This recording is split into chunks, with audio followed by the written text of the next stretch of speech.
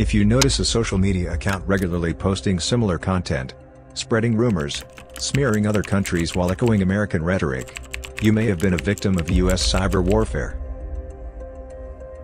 In August 2022, Stanford University released a report titled Unheard Voice, evaluating 5 years of pro-Western covert influence operations, showing how bot accounts on social media applaud the U.S. government while discrediting countries such as China, Russia, and Iran. The report also reveals that artificial intelligence technology has been used to create profile pictures and more. On Jan 6, 2023, a Twitter account posted a so-called Xinjiang police sub-database, claiming to hold police officers accountable. However, Chinese actors Lao Takhua and Chow Yun-fat were spotted in this so-called database.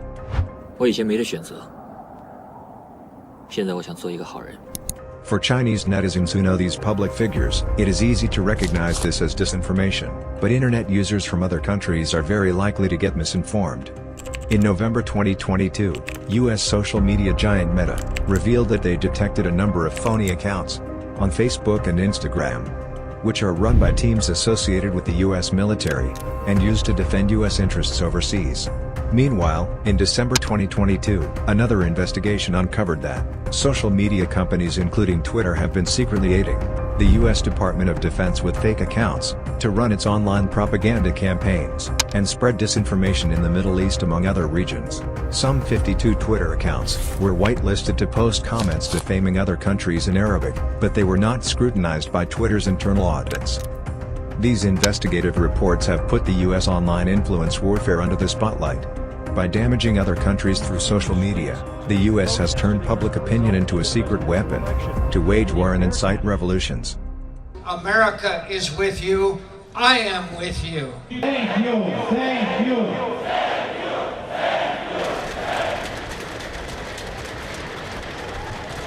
In January 2022, riots broke out in Kazakhstan as mobs stormed government buildings. In an interview with Kazakh media, the country's state secretary Erlan Karin pointed out that the riots were colluded and premeditated by both domestic and foreign forces who enlisted terrorist groups while waging disinformation wars.